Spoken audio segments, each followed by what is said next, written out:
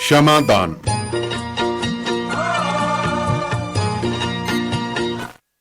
Radio Punjab today ਸੁਣਨ ਵਾਲੇ तमाम ਸਰੋਤਿਆਂ ਨੂੰ ਮੇਰੇ ਵੱਲੋਂ ਯਾਨੀ ਕਿ ਸਵਰਨ ਸਿੰਘ ਦਾਨੇਵਾਲੀਆ ਵੱਲੋਂ ਪਿਆਰ ਭਰੀ ਸਤਿ ਸ਼੍ਰੀ ਅਕਾਲ, ਖੁਸ਼ਾਮਦੀਦ। ਤੁਸੀਂ ਇਸ ਵਕਤ ਰੇਡੀਓ ਪੰਜਾਬ ਟੁਡੇ ਦੇ ਬਠਿੰਡਾ ਸਟੂਡੀਓ ਤੋਂ ਸਾਡੇ ਨਾਲ ਪ੍ਰੋਗਰਾਮ ਸ਼ਮਾਦਾਨ ਦੇ ਜ਼ਰੀਏ ਲਾਈਵ ਜੁੜੇ ਹੋਏ ਹੋ। ਸਮਾਂ ਹੈ ਜੀ 5:30, ਤਰੀਕ ਹੈ 4 ਮਈ, ਦਿਨ ਹੈ ਜੀ ਸੋਮਵਾਰ। ਸੋ ਅੱਜ ਡਾਕਟਰ ਸ਼ਿੰਦਰ ਕੌਰ ਹੋਰੀ ਵੀ ਆਪਣੇ ਨਾਲ ਜੁੜਨਗੇ। ਤੁਸੀਂ ਇਕਾਂਤਵਾਸ ਦੇ ਦੌਰਾਨ ਤੁਹਾਨੂੰ ਕੋਈ ਮੁਸ਼ਕਿਲ ਆ ਰਹੀ ਹੈ, ਉਸ ਨੂੰ ਨਾਲ ਕਿਵੇਂ ਨਜਿੱਠਣਾ, ਤਾਂ ਤੁਸੀਂ ਫੋਨ ਕਾਲ ਕਰ ਸਕਦੇ ਹੋ, ਉਹਨਾਂ ਦੇ ਨਾਲ ਸਵਾਲ ਜਵਾਬ ਕਰ ਸਕਦੇ ਹੋ। Phone number 92 164 10 666, 98 149 10 666। ਅੱਜ ਦਾ ਇਹ ਪ੍ਰੋਗਰਾਮ ਤੁਹਾਡੇ ਤੱਕ ਪਿੰਡ ਭੈਣੀ ਵੜਿੰਗਾ, ਜ਼ਿਲ੍ਹਾ ਲੁਧਿਆਣਾ ਤੋਂ ਸਾਡੇ ਸਤਿਕਾਰਤ ਲਿਸਨਰਸ ਅਤੇ ਜਗਜੀਤ ਸਿੰਘ ਲੰਡਨ ਤੋਂ ਉਹਨਾਂ ਨੇ ਤੁਹਾਡੇ ਤੱਕ ਪਹੁੰਚਾਇਆ। ਇਹ ਨਾਲ ਦੀ ਨਾਲ ਤੁਹਾਨੂੰ ਇੱਕ ਸੁਨੇਹਾ ਦੇ ਦਈਏ ਜੀ, ਬੇ ਏਰੀਏ ਦੇ ਵਿੱਚ ਤੁਹਾਡੀ ਗੱਡੀ ਦਾ ਜੇਕਰ ਐਕਸੀਡੈਂਟ ਹੋ ਜਾਂਦਾ, ਇਸ ਨੂੰ ਨਵੀਂ ਨਕੋਰ ਬਣਾਉਣ ਦੇ ਲਈ Fairway Auto Center 1421 Industrial Parkway West Haywards California ਦੇ ਵਿੱਚ ਤੁਸੀਂ ਲਿਜਾ ਸਕਦੇ ਹੋ। ਫੋਨ ਨੰਬਰ 5105382983 ਦੇ ਉੱਤੇ ਸੰਪਰਕ ਕਰ ਸਕਦੇ ਹੋ। ਬੇਕਰਸਵੀਲ ਏਰੀਏ ਵਿੱਚ ਭਾਰੀ ਬਿੱਲਾਂ ਤੋਂ ਨਿਜਾਤ ਪਾਉਣ ਦੇ ਲਈ ਤੁਸੀਂ ਘਰਾਂ ਅਤੇ ਵਪਾਰਕ ਸਥਾਨਾਂ 'ਤੇ ਛੱਤਾਂ 'ਤੇ ਸੋਲਰ ਸਿਸਟਮ ਲਵਾ ਸਕਦੇ ਹੋ। ਜਤਿੰਦਰ ਸਿੰਘ ਤੂਰ ਹੋਰਾਂ ਦੇ ਨਾਲ ਸੰਪਰਕ ਕਰੋ 6617541722 ਦੇ ਉੱਤੇ। ਸੋ ਆਗਾਜ਼ ਕਰਦੇ ਹਾਂ ਜੀ ਅੱਜ ਦੀਆਂ ਕੁਝ ਖਬਰਾਂ ਤੋਂ, ਅਤੇ ਫਿਰ ਅੱਗੇ ਸਦਾ ਢਿੱਲੋਂ।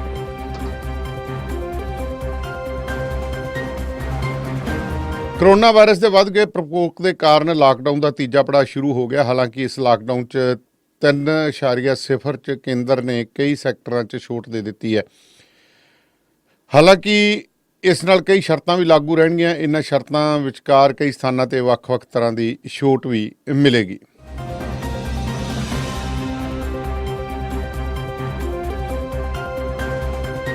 ਤੇ ਕਰੋਨਾ ਸੰਕਟ ਕਾਰਨ ਦੇਸ਼ ਦੇ ਵੱਖ-ਵੱਖ ਹਿੱਸਿਆਂ 'ਚ ਫਸੇ ਮਜ਼ਦੂਰਾਂ ਨੂੰ ਆਪਣੇ ਘਰਾਂ ਤੱਕ ਪਹੁੰਚਾਉਣ ਦੇ ਲਈ ਭਾਰਤੀ ਰੇਲਵੇ ਨੇ ਆਪਣੀ ਜ਼ੋਨਾਂ ਲਈ ਦਿਸ਼ਾ ਨਿਰਦੇਸ਼ ਤੈਅ ਕੀਤੇ। ਕਿ ਰੇਲਵੇ ਨੇ ਸਾਰੇ ਰੀਜਨਲ ਐਮਡੀਜ਼ ਨੂੰ ਕਿਹਾ ਕਿ ਫਸੇ ਹੋਏ ਲੋਕਾਂ ਨੂੰ ਜਾਣ ਲਈ ਕਿ ਟ੍ਰੇਨਾਂ ਦੀ ਸਮਰੱਥਾ ਦੇ 90% ਯਾਤਰੀ ਹੋਣ 'ਤੇ ਹੀ ਵਿਸ਼ੇਸ਼ ਟ੍ਰੇਨਾਂ ਚਲਾਈਆਂ ਜਾਣ।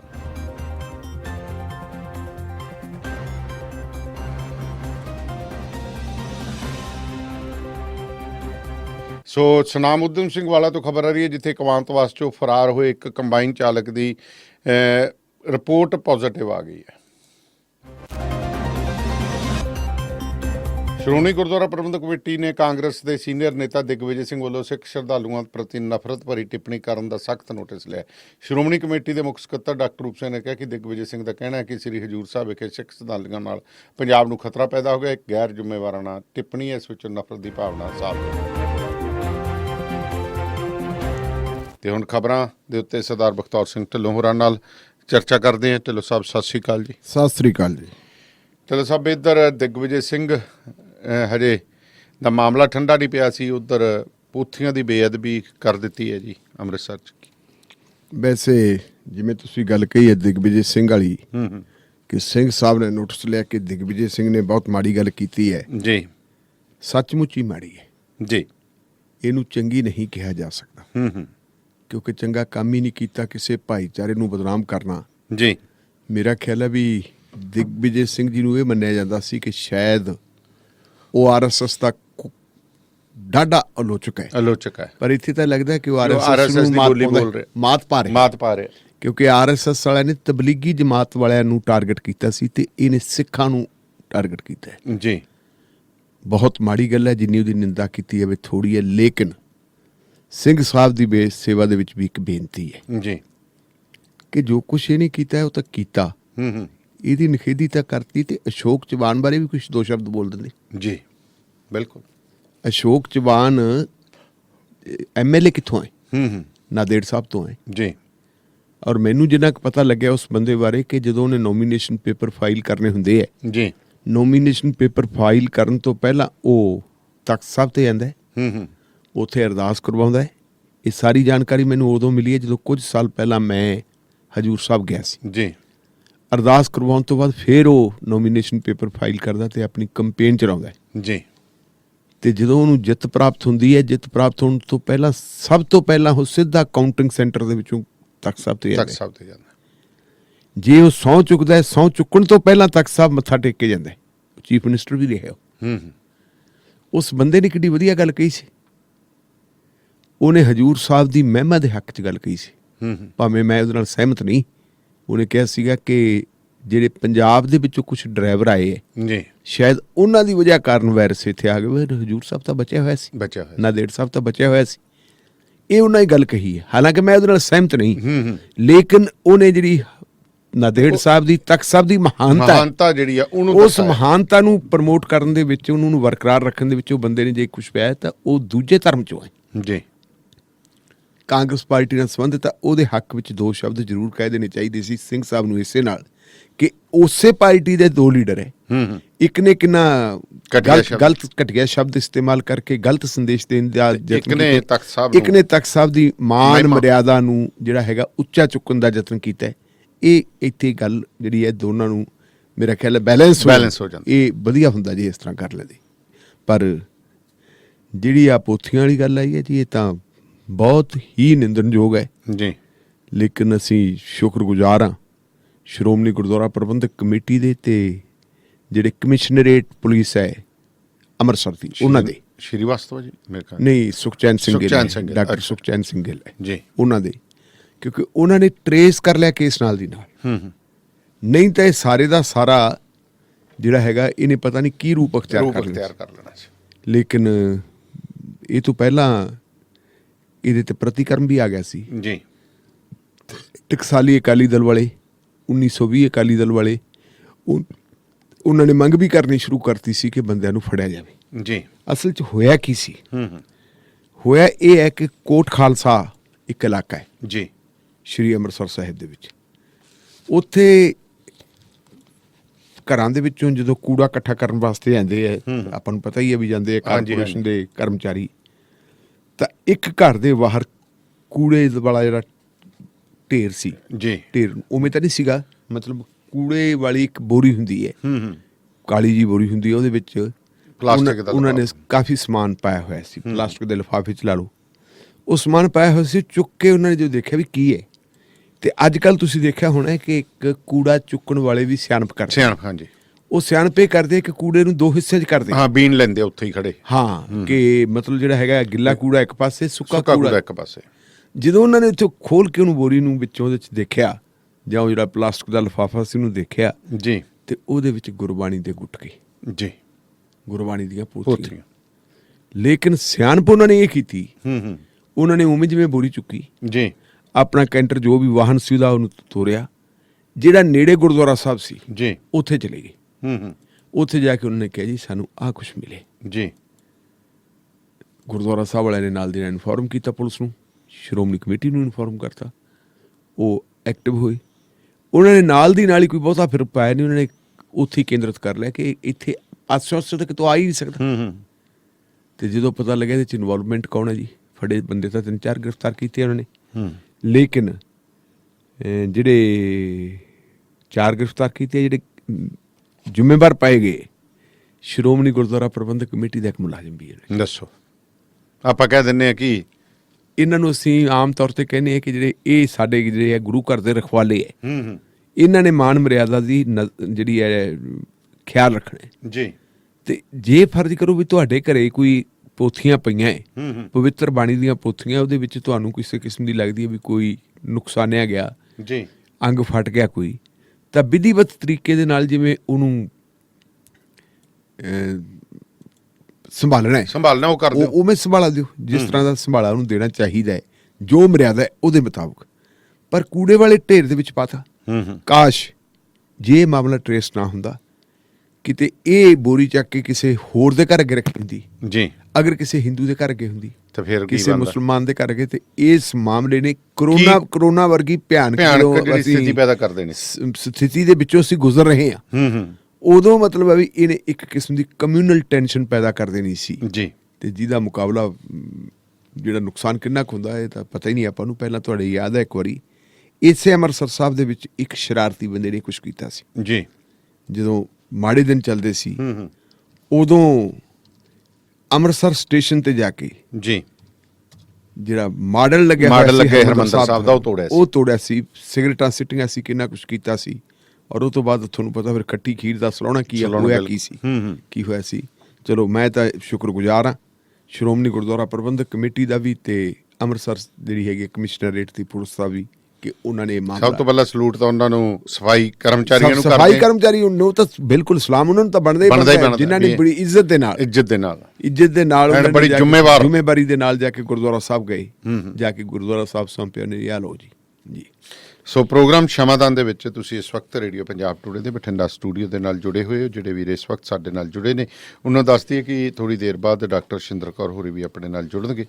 ਤੁਸੀਂ ਇਕਾਂਤਵਾਸ ਦੇ ਦੌਰਾਨ ਜੇਕਰ ਤੁਹਾਨੂੰ ਕਿਸੇ ਪ੍ਰਕਾਰ ਦੀ ਡਿਪਰੈਸ਼ਨ ਹੈ, ਇਕਾਂਤਵਾਸ ਨੂੰ ਕਿਸ ਤਰ੍ਹਾਂ ਸਪੈਂਡ ਕਰਨਾ, ਤਾਂ ਤੁਸੀਂ ਆਪਣੇ ਸਵਾਲਾਤ ਤਿਆਰ ਕਰ ਸਕਦੇ ਹੋ। ਚਲੋ ਸਾਹਿਬ, ਆਪਾਂ ਕਰੋਨਾ ਦੀ ਗੱਲ ਕੀਤੀ। ਕਰੋਨਾ ਦੇ ਯੋਧਿਆਂ ਨੂੰ ਦੇਸ਼ ਦੇ ਯੋਧਿਆਂ ਵੱਲੋਂ ਸਲਾਮ ਕੀਤਾ ਗਿਆ ਜੀ। ਬਿਲਕੁਲ ਜੀ, ਕਿਉਂਕਿ ਕਰੋਨਾ ਦੇ ਖਿਲਾਫ ਫੋਰ ਫਰੰਟ 'ਤੇ ਜਿਹੜੇ ਲੋਕ ਯੁੱਧ ਕਰ ਰਹੇ ਹੈ ਜੀ, ਇਹ ਯੁੱਧ ਦਾ ਸਮਾਂ, ਉਹਨਾਂ ਦੇ ਵਿੱਚ ਸਭ ਤੋਂ ਪਹਿਲ ਜਿਹੜੀ ਹੈਗੀ ਉਹ ਮੈਡੀਕਲ ਸਟਾਫ ਦੀ ਹੈ ਜੀ। ਜਦੋਂ ਅਸੀਂ ਮੈਡੀਕਲ ਸਟਾਫ ਦਾ ਜ਼ਿਕਰ ਕਰਦੇ ਹਾਂ ਉਦੋਂ ਸਿਰਫ ਡਾਕਟਰਾਂ ਦਾ ਨਹੀਂ ਜੀ, ਮੈਡੀਕਲ ਸਟਾਫ ਦੇ ਵਿੱਚ ਕਲਾਸ 4 ਵੀ ਹੁੰਦੇ ਆ ਜਿਹੜੇ ਉੱਥੇ ਸਫਾਈ ਕਰਦੇ ਉਹ ਵੀ ਜਿਹੜੇ ਸਫਾਈ ਕੰਮ ਹੈ। ਸਭ ਤੋਂ ਵੱਡੀ ਗੱਲ ਤਾਂ ਉਹਨਾਂ ਦੀ ਨਾ ਬਹੁਤ ਨਿਗੂਣੀਆਂ ਦੀਆਂ ਉਹਨਾਂ ਨੂੰ ਤਨਖਾਹਾਂ ਮਿਲਦੀਆਂ, ਲੇਕਿਨ ਕਰੋਨਾ ਵਰਗੀ ਜਾਂ ਕੋਈ ਵੀ ਬਿਮਾਰੀ ਹੋਵੇ, ਘਾਤਕ ਬਿਮਾਰੀ ਦੇ ਵਿੱਚ ਸਭ ਤੋਂ ਵੱਡਾ ਫੈਕਟਰ ਹੁੰਦਾ ਕਿ ਉਸ ਵਾਰਡ 'ਚ ਜਿੱਥੇ ਉਹਨੂੰ ਰੱਖਿਆ ਹੋਇਆ ਉਹਦੀ ਸਾਫ਼ ਸਫਾਈ ਹੋਵੇ ਜੀ। ਜੇ ਸਾਫ਼ ਸੁਥਰਾ ਵਾਤਾਵਰਨ ਹੋਊਗਾ ਤਾਂ ਮਰੀਜ਼ ਵੀ ਠੀਕ ਰਹਿਣਗੇ ਤੇ ਮਰੀਜ਼ਾਂ ਨੂੰ ਠੀਕ ਕਰਨ ਵਾਲੇ ਡਾਕਟਰ, ਪੈਰਾਮੈਡੀਕਲ ਸਟਾਫ ਤੇ ਨਰਸਿੰਗ ਸਟਾਫ ਵੀ ਤੰਦਰੁਸਤ ਰਹੂਗਾ। ਦੂਜੇ ਨੰਬਰ ਦੇ ਉੱਤੇ ਆਉਂਦੇ ਆ ਜੀ ਫਿਰ ਨਰਸਿਸ, ਉਹ ਮਰਦ ਵੀ ਹੈ ਤੇ ਔਰਤਾਂ ਵੀ ਨੇ। ਹਾਂਜੀ, ਪੈਰਾਮੈਡੀਕਲ ਸਟਾਫ ਮਰਦ ਵੀ ਹੈ, ਔਰਤਾਂ ਵੀ ਨੇ। ਹਾਂਜੀ, ਇਦਾਂ ਹੀ ਫਿਰ ਜਿਹੜੇ ਡਾਕਟਰ ਹੈਗੇ ਉਹ ਮਰਦ ਵੀ ਹੈ ਤੇ ਔਰਤਾਂ ਵੀ। ਪਿਛਲੇ ਦਿਨਾਂ 'ਚ ਸ਼ਾਇਦ ਆਪਾਂ ਜ਼ਿਕਰ ਕੀਤਾ ਸੀ ਕਿਸੇ ਖਬਰ ਦੇ ਵਿੱਚ, ਮੈਨੂੰ ਬੜੀ ਉਤਸ਼ਾਹਜਨਕ ਗੱਲ ਲੱਗੀ ਕਿ ਜਿਹੜਾ ਸਾਹਿਬਜ਼ਾਦਾ ਅਜੀਤ ਸਿੰਘ ਨਗਰ ਮੋਹਾਲੀ ਹੈ, ਹਾਂਜੀ, ਉੱਥੇ ਇੱਕ ਡਾਕਟਰ ਤਾਇਨਾਤ ਹੈ। ਗੁਰਲੀਨ ਕੌਰ ਸ਼ਾਇਦ ਉਹਦਾ ਨਾਂ ਹੈ ਜੀ। ਉਹਦੀ ਸ਼ਾਦੀ ਆ ਗਈ। ਹਾਂ ਜੀ, ਉਹਨੇ ਆਪਣੀ ਸ਼ਾਦੀ ਵਾਸਤੇ 15 ਦਿਨਾਂ ਦੀ ਛੁੱਟੀ ਮੰਗੀ, 15 ਦਿਨਾਂ ਦੀ ਛੁੱਟੀ ਨਹੀਂ ਮਿਲੀ, ਸ਼ਾਦੀ ਕਰਵਾਈ। ਸ਼ਾਦੀ ਕਰਵਾਉਣ ਤੋਂ ਬਾਅਦ ਫੌਰਨ ਆ ਕੇ ਡਿਊਟੀ ਤੇ ਫਿਰ ਜੱਜ ਗਈ ਜੀ। ਉਹ ਡਟ ਗਈ, ਇਸ ਕਰਕੇ ਡਟੀ ਕਿਉਂਕਿ ਉੱਥੇ ਉਹਦੀ ਜ਼ਿੰਮੇਵਾਰੀ ਬਣਦੀ ਸੀ ਬਤੌਰ ਮੈਡੀਕਲ ਅਫਸਰ। ਇੱਕ ਪਾਸੇ ਡਾਕਟਰ ਇਸ ਕਿਸਮ ਦੀ ਆਪਣੀ ਲਾਈਫ ਨੂੰ, ਆਪਣੀ ਜਿਹੜੀ ਹੈਗੀ ਹੈ ਜ਼ਿੰਦਗੀ ਦੀ ਜਿਹੜੇ ਮਤਲਬ ਇਹਨੂੰ ਕਹਿੰਦਾ ਗੋਲਡਨ ਚਾਂਸ ਕਹਿੰਦੇ ਹੁੰਦੇ ਆਪਾਂ ਜੀ, ਜਦੋਂ ਬੰਦੇ ਦੀ ਮੈਰਿਜ ਵਗੈਰਾ ਹੁੰਦੀ ਹੈ, ਉਹਦੀ ਜ਼ਿੰਦਗੀ ਦੇ ਇੱਕ ਨਵਾਂ ਸ਼ੁਰੂਆਤ ਹੋਣੀ ਹੈ, ਉਸ ਸਮੇਂ ਦੇ ਵਿੱਚ ਬੰਦਾ ਛੱਡ ਕੇ ਤੇ ਮਰੀਜ਼ਾਂ ਦੀ ਮਦਦ ਕਰਦਾ। ਮੇਰਾ ਖਿਆਲ ਹੈ ਵੀ ਇਹ ਤੋਂ ਵੱਡਾ ਰੱਬ ਨਹੀਂ ਹੋ ਸਕਦਾ। ਅਸਲ ਦੇ ਵਿੱਚ ਅਸੀਂ ਰੱਬ ਇਹਨਾਂ ਲੋਕਾਂ ਨੂੰ ਕਹਾਂਗੇ। ਪਰ ਦੂਜਾ ਪੱਖ ਵੀ ਦੇਖ ਲਓ, ਕੁਝ ਸਿਆਣੇ ਬਿਆਣੇ ਲੋਕ ਜਦੋਂ ਆਪਾਂ ਦੇਖਦੇ ਹਾਂ, ਆਪਣੇ ਪਦਮ ਸ਼੍ਰੀ ਭਾਈ ਨਿਰਮਲ ਸਿੰਘ ਤੋਂ ਸ਼ੁਰੂ ਹੁੰਦੀ ਹੈ ਗੱਲ, ਉਹਨਾਂ ਦੀ ਡੈਥ ਹੁੰਦੀ ਹੈ ਹਾਂਜੀ। ਉਹਨਾਂ ਦੇ ਸੰਸਕਾਰ ਦੇ ਉੱਤੇ ਕਿਸ ਤਰ੍ਹਾਂ ਰੌਲਾ ਪਾਇਆ, ਜਿਸ ਬੰਦੇ ਨੂੰ, ਜਿਸ ਸ਼ਖਸੀਅਤ ਨੂੰ ਭਾਰਤ ਸਰਕਾਰ ਨੇ ਪਦਮ ਸ਼੍ਰੀ ਨਾਲ ਅਵਾਰਡ ਸਨਮਾਨਿਤ ਕੀਤਾ ਹੈ, ਅਸੀਂ ਆਖਰੀ ਸਮੇਂ ਦੇ ਉੱਤੇ ਉਹਦਾ ਜਿਹੜਾ ਹੈਗਾ ਅੰਤਮ ਸੰਸਕਾਰ ਕਰਨ ਦੇ ਵਿੱਚ ਵੀ ਢਿੱਕੇ ਪਾਉਣੇ ਜੀ। ਔਰ ਹਾਲਤ ਤਾਂ ਇੱਥੋਂ ਤੱਕ ਮਾੜੀ ਹੈ ਕਿ ਕਈ ਪਰਿਵਾਰਾਂ ਨੇ ਵੀ ਆਪਣੇ ਪਿਆਰਿਆਂ ਨੂੰ ਅਡਾਪਟ ਕਰਨ ਤੋਂ ਇਨਕਾਰ ਕਰਤਾ, ਡੈੱਡ ਬੋਡੀਜ਼ ਲੈਣ ਤੋਂ ਇਨਕਾਰ ਕਰਤਾ ਕਿ ਅਸੀਂ ਨਹੀਂ ਜੀ ਇਹ ਕੁਛ ਕਰਨਾ।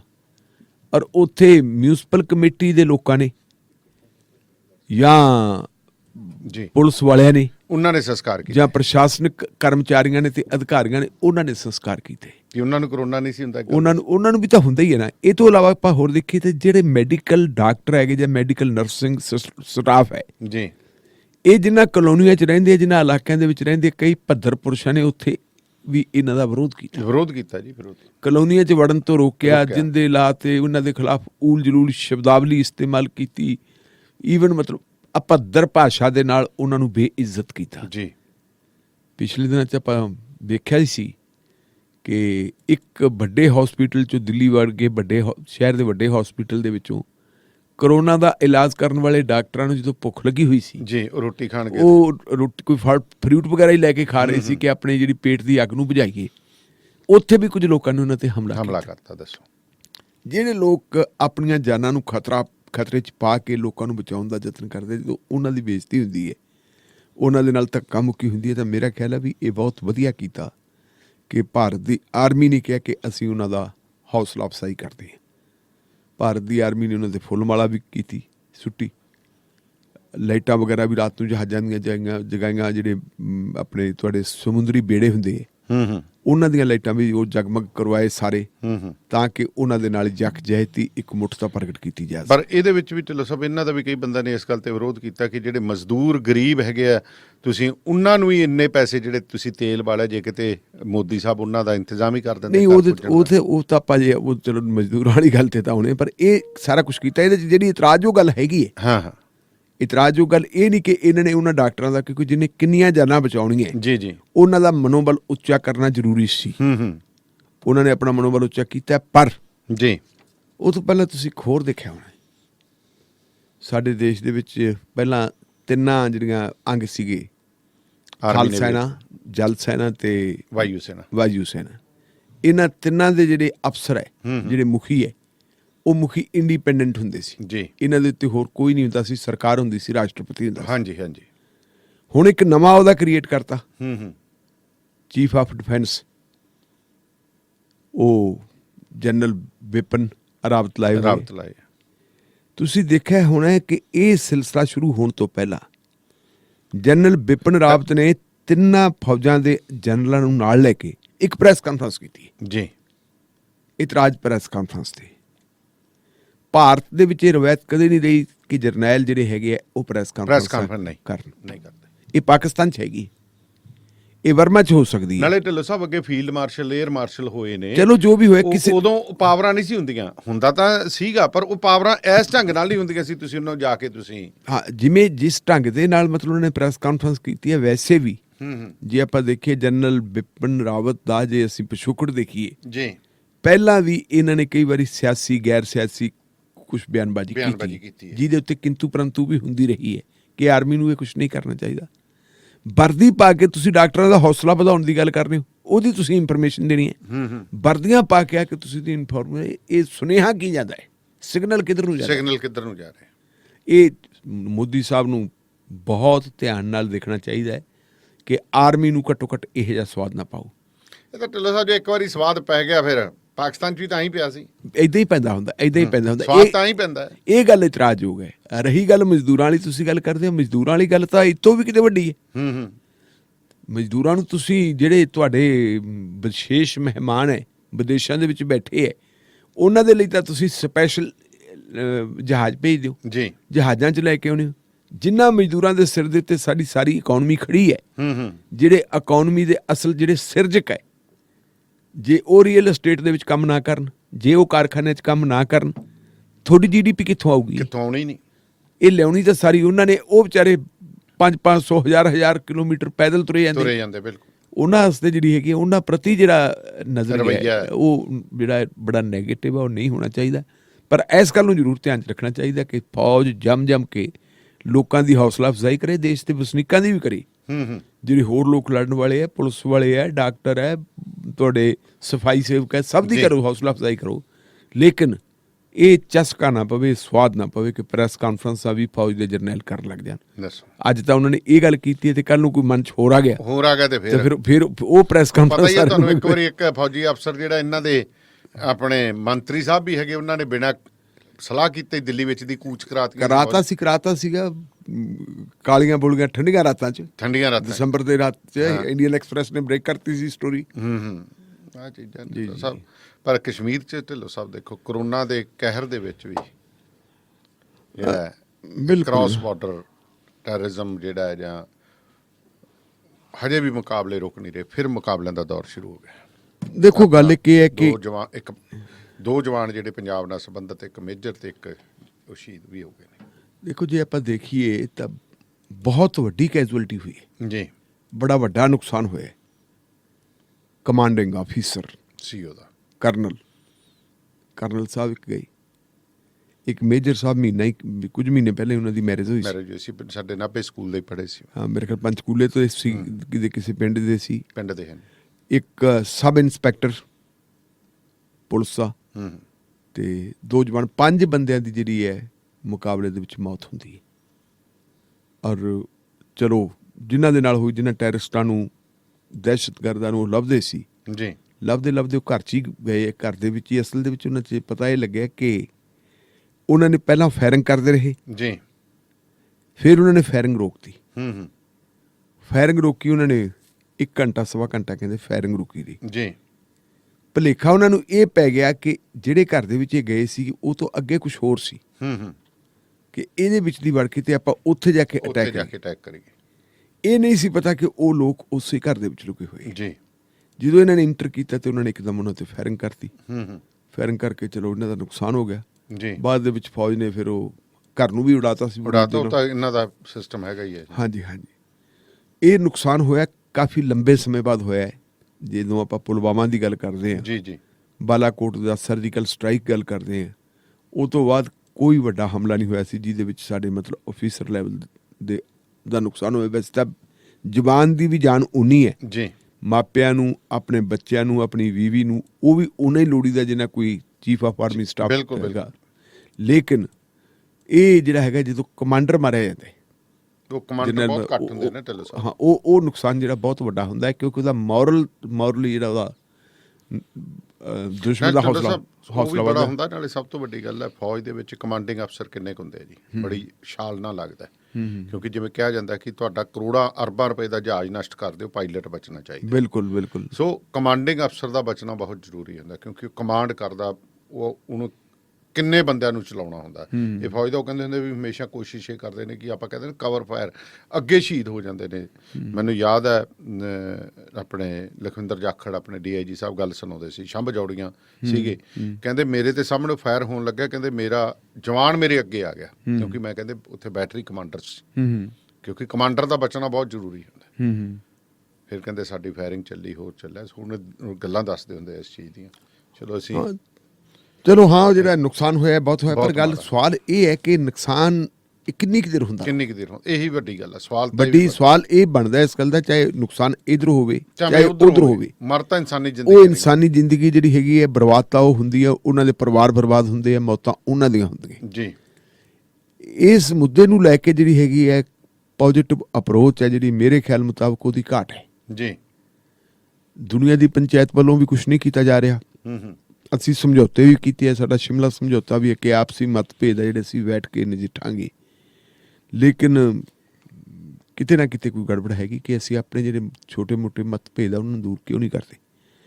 ਕਸ਼ਮੀਰ ਦੇ ਵਿੱਚ ਧਾਰਾ 370 ਵੀ ਖਤਮ ਕਰਤੀ ਜੀ, 35A ਵੀ ਖਤਮ ਕਰਤੀ, ਕਸ਼ਮੀਰ ਦੇ ਟੁਕੜੇ ਵੀ ਕਰਤੇ। ਕਿਹਾ ਕੀ ਸੀ ਕਿ ਇਹਦੇ ਨਾਲ ਐਨ ਅਸੀਂ ਸਭ ਕੁਝ ਸ਼ਾਂਤੀ ਸੁਸਰੇ ਵਾਂਗੂ ਸੌਂ ਜੂ ਸਾਰਾ ਕੁਝ, ਪਰ ਸ਼ਾਂਤੀ ਕਿੱਥੇ ਹੋਗੀ? ਹੋਈ ਨਹੀਂ। ਇਹ ਬਹੁਤ ਵੱਡਾ ਨੁਕਸਾਨ ਹੋਇਆ ਹੈ। ਇਸ ਕਿਸਮ ਦੇ ਨੁਕਸਾਨ ਨੂੰ ਰੋਕਣ ਵਾਸਤੇ ਸੋਚਣਾ ਚਾਹੀਦਾ ਸਰਕਾਰ ਨੂੰ, ਕੋਈ ਲੰਬੇ ਸਮੇਂ ਦੀ ਜਿਹੜੀ ਹੈ ਨੀਤੀ ਬਣਾਉਣੀ ਚਾਹੀਦੀ ਹੈ।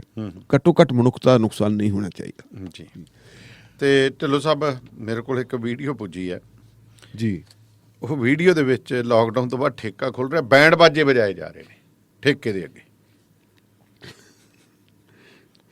ਦਰਅਸਲ ਇਹ ਹੈ ਵੀ ਮੇਰੇ ਕੋਲੇ ਤੁਸੀਂ ਇੱਕ ਵੀਡੀਓ ਦੇਖੀ ਵੀ ਬੈਂਡ ਬਾਜੇ ਵਜਾਈ ਜਾਂਦਾ, ਤੇ ਮੈਂ ਇੱਕ ਹੋਰ ਦੇਖੀ ਹੈ ਦਿੱਲੀ ਦੀ ਜੀ।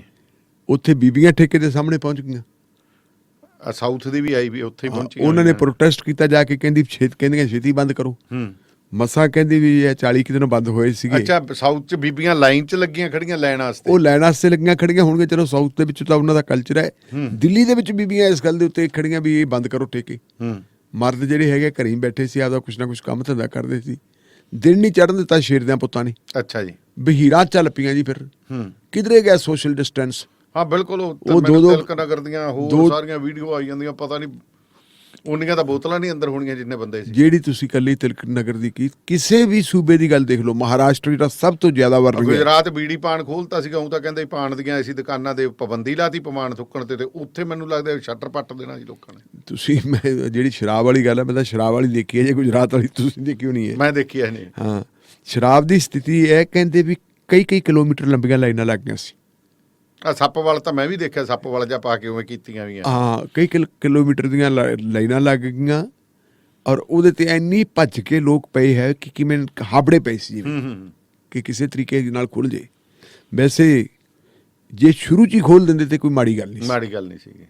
ਘੱਟੋ ਘੱਟ ਜਿਹੜੀ ਹੈ 2 ਨੰਬਰ 'ਚ ਵੀ ਤਾਂ ਚੱਲਦਾ ਹੀ ਸੀ ਕੰਮ। ਚੱਲੀ ਜਾਂਦਾ ਉਹ ਤਾਂ ਹਰ ਥਾਂ ਤੇ ਚੱਲਦਾ। ਕੱਲ ਆਪਣੇ ਇੱਥੇ ਸ਼ਰਾਬ ਦੇ ਠੇਕਿਆਂ ਦੇ ਉੱਤੇ ਲੱਗੇ ਪਏ ਸੀਗੇ ਜੀ ਹਿਸਾਬ ਕਿਤਾਬ ਕਰਨ।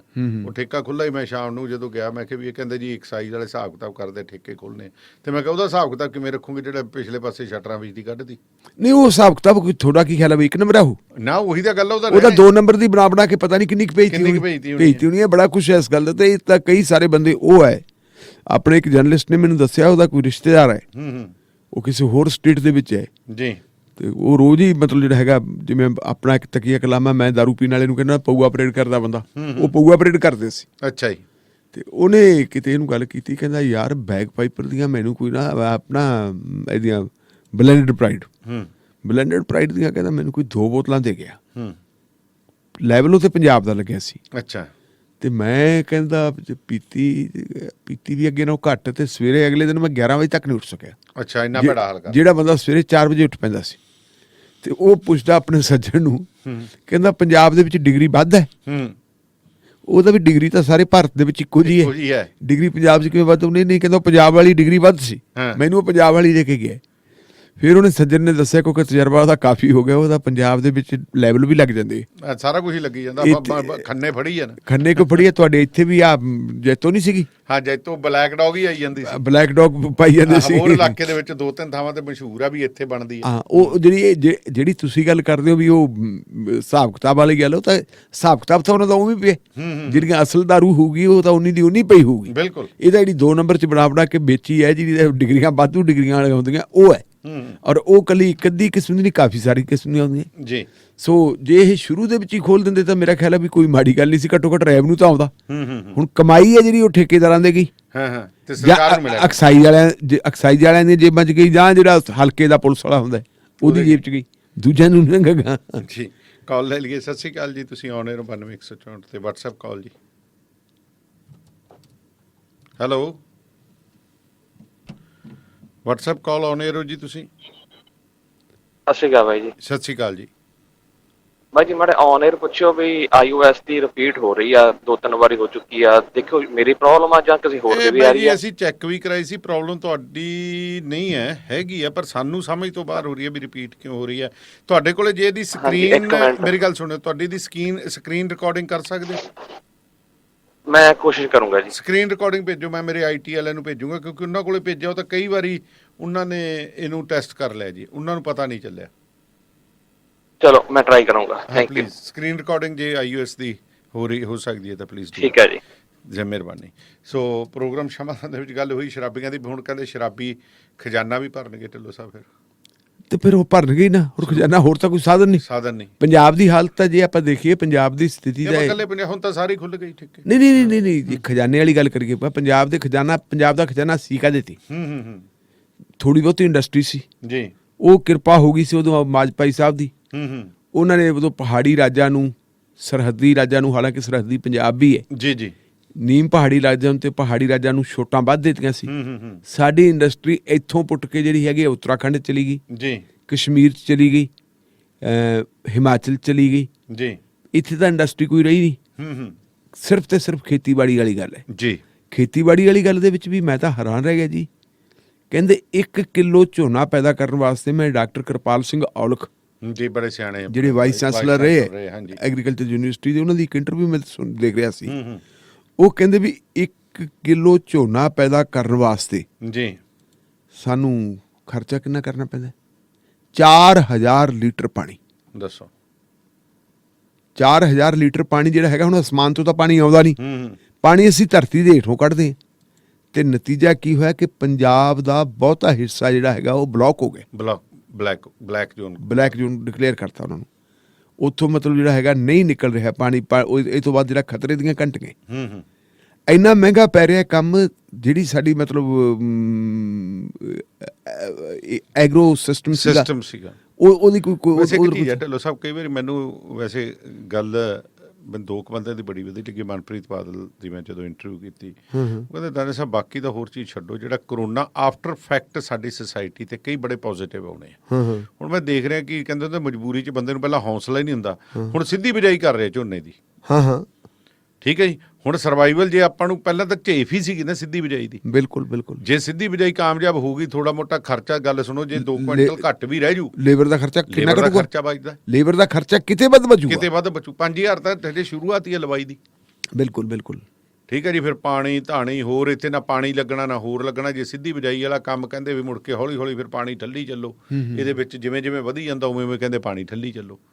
ਆਪਣੇ ਉਹ ਤੁਹਾਡੇ ਧਿਆਨ 'ਚ ਹੀ ਹੋਣਾ, ਇੱਕ ਆਪਣਾ ਮੁੰਡਾ ਸੀ ਇਟਲੀ ਦਾ ਨਾਗਰਿਕ ਹੈ, ਹਾਂਜੀ, ਭਗਤੇ ਤੋਂ, ਹਾਂਜੀ ਹਾਂਜੀ, ਜਿਹਦੀ ਜ਼ਮੀਨ ਦੇ ਉੱਤੇ ਮੰਤਰੀ ਸਾਹਿਬ ਕਹਿੰਦੇ ਮਤਲਬ ਕਬਜ਼ਾ ਹੋ ਰਿਹਾ ਸੀ, ਤੇ ਆਪਾਂ ਉਹਦੇ 'ਚ ਥੋੜਾ ਬਹੁਤਾ ਯੋਗਦਾਨ ਪਾਇਆ ਸੀ ਰੇਡੀਓ ਪੰਜਾਬ ਟੂਡੇ ਵੱਲੋਂ।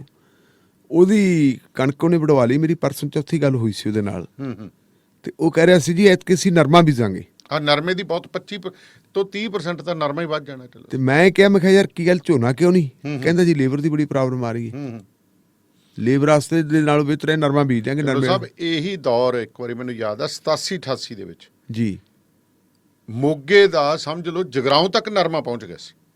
ਉਹ ਅੱਛਾ ਅੱਛਾ ਅੱਛਾ ਅੱਛਾ ਅੱਛਾ ਅੱਛਾ, ਹਿਸਾਬ ਲਾ ਲਓ ਆ ਜਿੰਨਾ ਆਪਣਾ ਅਜਿੱਤਵਾਲ ਏਰੀਆ ਹੈ, ਹਾਂ ਹਾਂ ਹਾਂ, ਠੀਕ ਹੈ ਜੀ, ਜਿੱਥੇ ਮਹਿਣੇ ਵਾਲਾ ਥਾਣਾ ਹੈ, ਇਹਨਾਂ ਦੇ ਸਾਹਮਣੇ ਆਲੇ ਦੁਆਲੇ ਸਾਰੇ ਨਰਮਾ ਹੋ ਗਿਆ ਸੀ। ਸ਼ਾਇਦ ਫਿਰ ਪੰਜਾਬ ਦੀ ਇਕਾਨਮੀ 'ਚ। ਪਰ ਗੱਲ ਇੱਕੋ ਹੀ ਬਦਕਿਸਮਤੀ ਹੈ ਢਿੱਲੋਂ ਸਾਹਿਬ, ਅਸੀਂ ਆਪਣੀਆਂ ਜਿਹੜੀਆਂ ਰਵਾਇਤੀ ਸਾਡੀਆਂ ਉਹ ਸੀਗੀਆਂ ਵੈਰਾਈਟੀਆਂ, ਉਹਨਾਂ ਦੇ ਤਾਂ ਮਦਰ ਸੀਡ ਵੀ ਅਸੀਂ ਖਤਮ ਕਰੀ ਬੈਠੇ।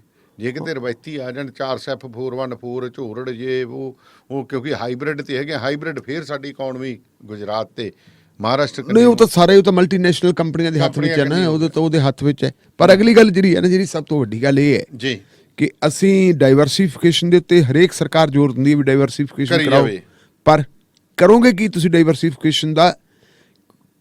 ਜਿਹੜੇ ਨਿਊਜ਼ੀਲੈਂਡ ਵਰਗੇ ਦੇਸ਼ ਹੈ ਜੀ, ਉੱਥੇ ਉਹਨਾਂ ਨੇ ਆਪਣਾ ਜਿਹੜੀ ਪ੍ਰੋਡਿਊਸ ਹੈ ਉਹਨਾਂ ਦੀ, ਉਹਨੂੰ ਉਹ ਕਿਸ ਤਰ੍ਹਾਂ ਪ੍ਰੋਸੈਸਿੰਗ ਕਰਦੇ ਜੀ, ਫੂਡ ਪ੍ਰੋਸੈਸਿੰਗ ਸਿਸਟਮ। ਸਾਡੇ ਫੂਡ ਪ੍ਰੋਸੈਸਿੰਗ ਵਾਲਾ ਕਿੰਨਾ ਕੁਛ ਹੈ ਇੱਥੇ ਤਾਂ ਜੀ ਸਿਆਸਤ ਹੀ ਹੈ। ਹਾਂ, ਸਿਆਸਤ ਇਸ ਕਰਕੇ ਜ਼ਰੂਰੀ ਹੈ ਕਿ ਜੇ ਕੋਈ ਦੂਜੀ ਇੰਡਸਟਰੀ ਸਾਡੇ ਹੈ ਨਹੀਂ ਜੀ, ਸਾਡਾ ਖਜ਼ਾਨਾ ਭਰਨ ਵਾਸਤੇ ਸਿਰਫ ਤੇ ਸਿਰਫ ਖੇਤੀਬਾੜੀ ਹੈ, ਤੇ ਖੇਤੀਬਾੜੀ ਸਾਡੀ ਤਾਂ ਚੱਲੂਗੀ ਜੇ ਖੇਤੀਬਾੜੀ ਮੁਨਾਫਾ ਬਖਸ਼ ਹੋਊਗੀ। ਮੁਨਾਫਾ ਬਖਸ਼ ਇਸ ਕਰਕੇ ਕਿ ਸਾਡਾ ਜਿਹੜਾ ਅਸੀਂ ਪੈਦਾ ਕਰਦੇ, ਹੁਣ ਤੁਸੀਂ ਇਹ ਦੇਖੋ ਇਸ ਵੇਲੇ ਸ਼ਿਮਲਾ ਮਿਰਚ ਹੈ, ਜਿਹੜੀ ਸ਼ਿਮਲਾ ਮਿਰਚ ਦੀ 2 ਰੁਪਏ ਕਿ ਉਹ ਤਾਂ ਬਾਹੀ ਜਾਂਦੇ ਅੱਕੇ। ਜੇ ਉਹਦੀ ਪ੍ਰੋਸੈਸਿੰਗ ਦਾ ਸਿਸਟਮ ਹੋਵੇ ਤੇ ਉਹ ਕਿੱਥੋਂ ਤੱਕ 30 ਰੁਪਏ ਸਾਹਿਬ ਇੱਕ ਗੱਲ ਦੱਸੋ, 30 ਰੁਪਏ ਇੱਥੇ ਵਿਕੀ ਜਾਂਦੀ ਹੈ ਪਰਚੂਨ ਚ।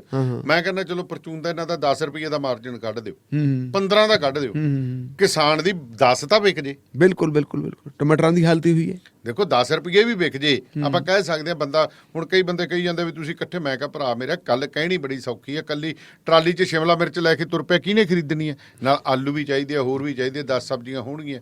ਸੋ ਇੱਕ ਫਸਲ ਦਾ ਪ੍ਰੋਡਿਊਸਰ ਨਹੀਂ ਉਹ ਚੀਜ਼ ਆਪਣੇ ਵੇਚ ਸਕਦਾ, ਨਹੀਂ ਕਰ ਸਕਦਾ। ਪਰ ਗੱਲ ਇਹ ਕਿ ਇੱਥੇ ਹੁਣ ਸਰਕਾਰਾਂ ਨੂੰ ਚਾਹੀਦਾ ਸੀ, ਬੜਾ ਸਮਾਂ ਵਧ ਗਿਆ ਸੀ। ਮੈਂ ਤਾਂ ਇਹ ਵੀ ਕਹਿੰਦਾ ਸਾਡੇ ਕਿਸਾਨਾਂ ਦੇ ਬੱਚਿਆਂ ਮੁੰਡਿਆਂ ਨੂੰ ਕਿ ਭਾਈ ਜੇਕਰ ਪ੍ਰਵਾਸੀ ਜਿਹੜਾ ਕੋਈ ਕੰਮ ਕਰਦੇ, ਕੋਈ ਕਰਦੇ, ਹਰੇਕ ਹੀ ਸਬਜ਼ੀ ਰੱਖੀ ਫਿਰਦਾ, ਰਾਤ ਨੂੰ 8-8 9-9 ਵਜੇ ਤੱਕ ਸਬਜ਼ੀਆਂ ਵੇਚੀ ਜਾਂਦੇ, ਉਹਨਾਂ ਨੂੰ ਕੋਈ, ਤੇ ਤੁਸੀਂ ਖਰੀਦ ਕੇ ਵੇਚ ਕੇ ਦੇਖ ਲਓ, ਨਾਲੇ ਕੰਮ ਸਿੱਖ ਜਾਓਗੇ। ਮੈਂ ਹੁਣ ਤੁਹਾਨੂੰ ਦੱਸਦਾ, ਕਰੋਨਾ ਦੇ ਵਿੱਚ ਮੇਰਾ ਇੱਕ ਜਾਤੀ ਤਜਰਬਾ ਹੈ ਜੀ।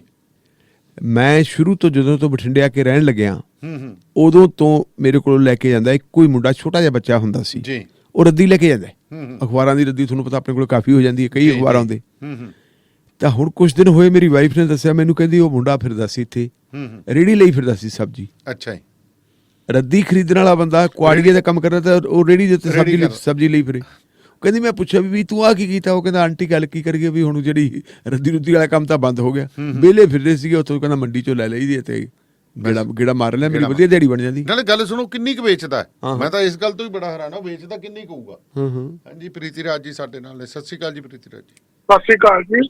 ਜੀ ਬਾਨਿਆਲ ਸਾਡੇ ਨਾਲ ਮੈਂ ਗੱਲ ਕਰਨੀ ਚਾਹੁੰਦਾ ਸੀਗਾ, ਐਗਰੀਕਲਚਰ ਦੀ ਗੱਲ ਚੱਲੀ ਹੈ ਜੀ, ਤਾਂ ਬਹੁਤ ਸਾਰੀਆਂ ਸਕੀਮਾਂ, ਕਿਤੇ ਪੋਲਟਰੀ ਦੀ, ਕਿਤੇ ਡੇਅਰੀ ਦੀ, ਕਿਤੇ ਸੂਰਾਂ ਦੀ, ਕਿਤੇ ਬੱਕਰੀਆਂ ਦੀ ਚੱਲਦੀ ਰਹਿੰਦੀ ਹੈ ਜੀ। ਕੋਈ ਵੀ ਸਕੀਮ ਓਨੀ ਦੇਰ ਗ੍ਰੋਸ ਰੂਟ ਲੈਵਲ ਦੇ ਉੱਤੇ ਕਾਮਯਾਬ ਨਹੀਂ ਹੋਣੀ ਜਿੰਨੀ ਦੇਰ ਅਸੀਂ ਕਿਸਾਨ ਨੂੰ ਉਹਦਾ ਮਾਰਕੀਟਿੰਗ ਢਾਂਚੇ ਦੀ ਜਾਣਕਾਰੀ ਮੁਹੱਈਆ ਨਹੀਂ ਕਰਦੇ। ਬਿਲਕੁਲ।